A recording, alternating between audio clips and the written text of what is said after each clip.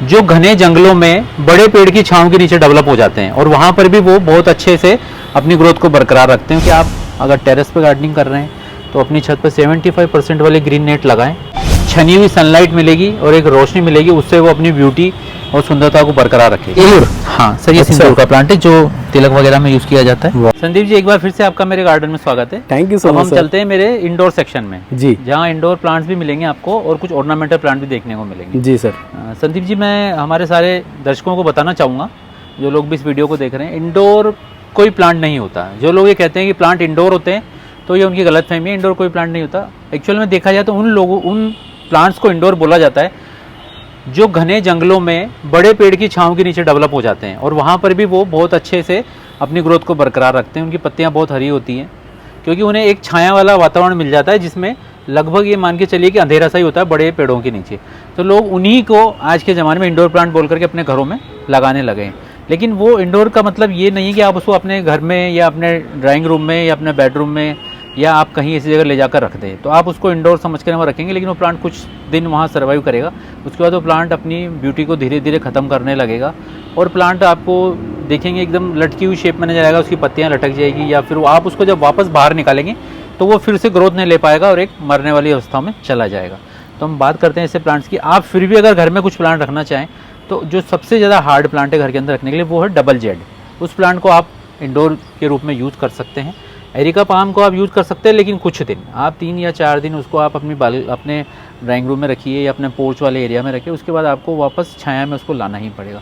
इसका सबसे बढ़िया जो समाधान इंडोर प्लांट का वो ये है कि आप अगर टेरेस पे गार्डनिंग कर रहे हैं तो अपनी छत पर 75% वाले ग्रीन नेट लगाएं और उसके अंदर अपने पूरे इंडोर प्लांट या अपने जो भी ग्रीन प्लांट हैं, जो लीफी प्लांट है, उनको आप वहाँ पर डेवलप करें और उनको प्रॉपर छनी हुई सनलाइट मिलेगी और एक रोशनी मिलेगी, उससे वो अपनी ब्यूटी और सुंदरता को बरकरार रखेंगे और वो आपको हमेशा हरे भरे दिखेंगे। और आप उन पर कोशिश करें गर्मियों में शावरिंग करें ताकि पत्तियाँ उनकी ग्रीन रहे, डस्ट नहीं रहे, उससे उनको सूर्य से भोजन बनाने में आसानी रहे। बाकी इंडोर का जो लोगों के अंदर एक गलत धारणा बनी हुई है उसको सभी लोग चेंज करने की कोशिश करें। और अगर फिर भी आप चाहते हैं कि नहीं हमें प्लांट्स को अंदर रखना है तो आप पहले अपने टेरेस पर डेवलप करिए, ग्रीन नेट खींचिए, फिर आप अपने ड्राइंग रूम में रखिए कुछ 1-2 दिन के लिए, फिर वापस उनको अपनी पुरानी जगह पर शिफ्ट करें ताकि आप उन प्लांट्स का पूरा आनंद ले सकें। आप देख सकते हैं ये मनी प्लांट है, कितना ग्रीन है। ये आप अगर पानी में लगाते हैं तो आप घर के अंदर इसको बहुत अच्छे से चला सकते हैं। और अगर चलिए मिट्टी में भी आपने लगाया या कोकोपीट में लगाया तो आप इसको इंडोर में ड्राइंग रूम में या बेडरूम की बजाय आप इसको पोर्च वाले एरिया में लगाएं जहाँ पर इसको फ्रेश एयर मिल सके। और आप इसकी, लोग कहते हैं कि इसकी ग्रोथ इतनी अच्छी आती नहीं है, लेकिन मैं कह रहा हूँ इसमें आप अगर 15 दिन में NPK 19-19 पानी में घोलकर रेगुलर डालेंगे तो आपको बिना किसी खाद के कोकोपीट में भी यही ग्रोथ मिलेगी। आप स्टार्टिंग में कोकोपीट और वर्मी कंपोस्ट का बराबर मिक्सचर बना करके इसको लगाएं और फिर आप इसमें हर 15 दिन में NPK 19-19-19 यूज़ करें। आपको यही लश ग्रीन और पत्तियाँ मिलेगी, पत्तियों का कलर बहुत सुंदर मिलेगा और ग्रोथ भी बरकरार रहेगी।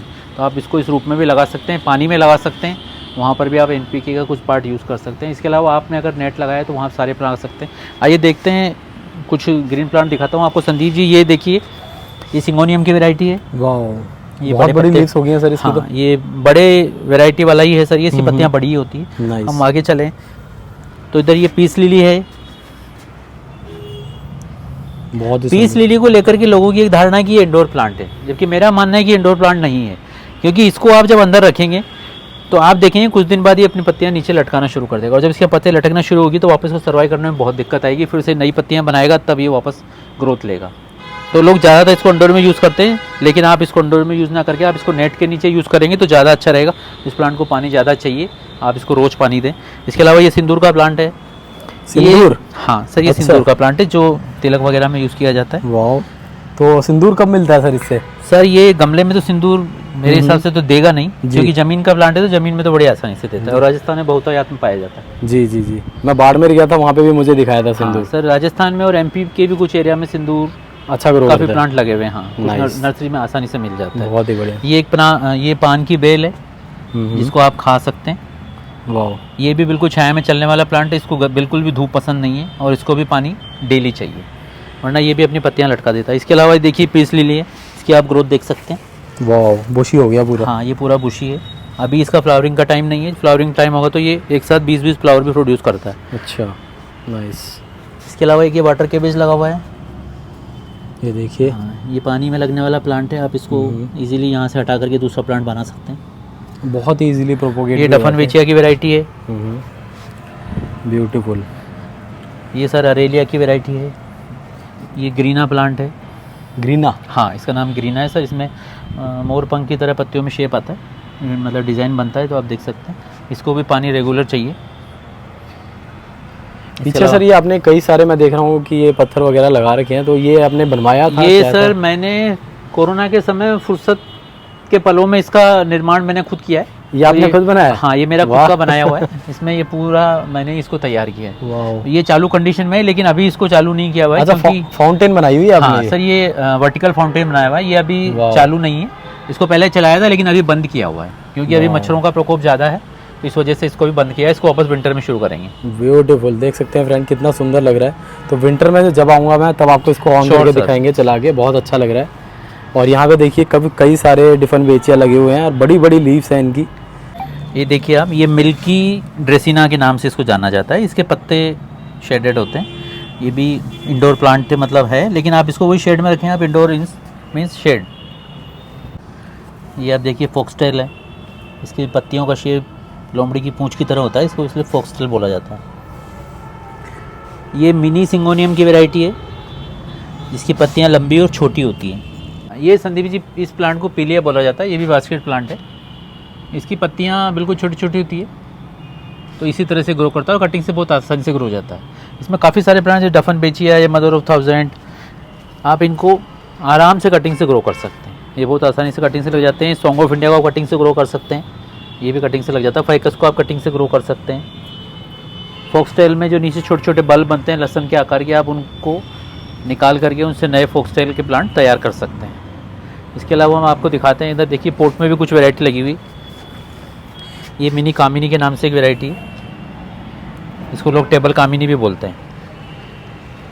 ये प्लांट टेबल कामिनी है, लेकिन घर के अंदर भी ये प्लांट ज़्यादा दिन सर्वाइव नहीं करता है, तो इसको भी शेड बिल्कुल प्रॉपर चाहिए। बाहर की हवा बहुत ज़रूरी है इन प्लांट्स के लिए। कॉपर प्लांट, ये देखिए इसके पत्ते बिल्कुल कॉपर के कलर के, धीरे धीरे ये फिर ग्रीन हो जाएंगे जैसे जैसे बड़े होंगे। शुरुआत में कॉपर प्लांट इसको बोला जाता है, इन पत्तियों की वजह से बिल्कुल कॉपर कलर है इस प्लांट का। ये भी जब भी बिल्कुल कॉपर शेप में रहते हैं या कॉपर शेड में रहते हैं तब ये छाया में रहता है। अगर इसको आप धूप में रखेंगे तो ये इसका कॉपर कलर बिल्कुल 1-2 दिन में ख़त्म हो जाएगा। इसके अलावा संदीप जी, इंडोर प्लांट के बारे में बात करें तो मैं खाद के रूप में इनमें ज़्यादातर गोबर की खाद यूज़ करता हूँ। गोबर की पुरानी सड़ी गली खाद, जो कम से कम 1.5 से 2 साल पुरानी होनी चाहिए, यानी कि बिल्कुल भुरभुरी, जिसको आप हाथ से क्रश कर सकें, वही मैं इनको यूज़ करता हूँ। और वो मैं इन प्लांट्स में रेगुलर यूज़ नहीं करता हूँ, वो साल में सिर्फ 2 बार डालता हूँ। एक बार बारिश ख़त्म होने के बाद और एक बार विंटर ख़त्म होने के समय, मतलब फरवरी में यूज़ कर सकते हैं और एक आप सितंबर में यूज़ कर सकते हैं। 2 बार आप इनकी अच्छे से गुड़ाई करें और उसमें गोबर खाद डालें। जो लोग महीने में या 15 दिन में खाद डालते हैं एक मुट्ठी, उसका डालने का मेरा कभी भी नहीं रहता है, क्योंकि उसको डालने का कोई फ़ायदा नहीं है। आप एक बार डालें, साल में 2 बार यूज़ करें और अच्छे से खाद डालें, अच्छे से गुड़ाई करें, 1 इंच ऊपर से मिट्टी हटाएं और उसके बाद खाद से उस गमले को पूरा भर दें और ऊपर से आधा 1 इंच खाली रखें, ताकि आप पानी डालें तो उसमें से खाद या मिट्टी गमले से बाहर नहीं आए। तो आप इस तरह से छोटी छोटी चीज़ों से ही गार्डन को बहुत अच्छा बना सकते हैं, और ज़्यादा आपको न्यूट्रिशन या ज़्यादा खाद वीकली या 15 दिन में डालने की ज़रूरत नहीं है। आप गोबर खाद यूज़ कर रहे हैं तो 6 महीने में 1 बार डालें। और आप अगर फिर भी केमिकल खाद यूज़ करना चाहते हैं तो आप DAP डाल सकते हैं, NPK डाल सकते हैं पानी में घोल करके। बाकी इसके अलावा ज़्यादा कुछ इनको केयर की ज़रूरत नहीं होती है। सिर्फ ये तो छाया में ही बहुत अच्छे चल जाते हैं। आप नेट का यूज़ करें और अपने पूरे गार्डन के प्लांट्स को ग्रीन बना कर रखें। बाकी छत पर जगह नहीं बची थी तो यहीं पर मैंने कैक्टस लगाए। एक्चुअली कैक्टस का रखरखाव बिल्कुल अडेनियम की तरह है। जो लोग अडेनियम लगाते हैं वो कैक्टस को बहुत आसानी से लगा सकते हैं। रैबिट की तरह इसके पत्ते होते हैं, ऐसा लगता है जैसे खरगोश के कान है। चलो बनी ईयर को टच हम लोगों को कम करना चाहिए, क्योंकि इसको टच करने के बाद हमें खुजली का आभास होता है। इसमें फिर से नए पप्स डेवलप होने लगे हैं और आप फिर इनसे नए प्लांट्स बना सकते हैं।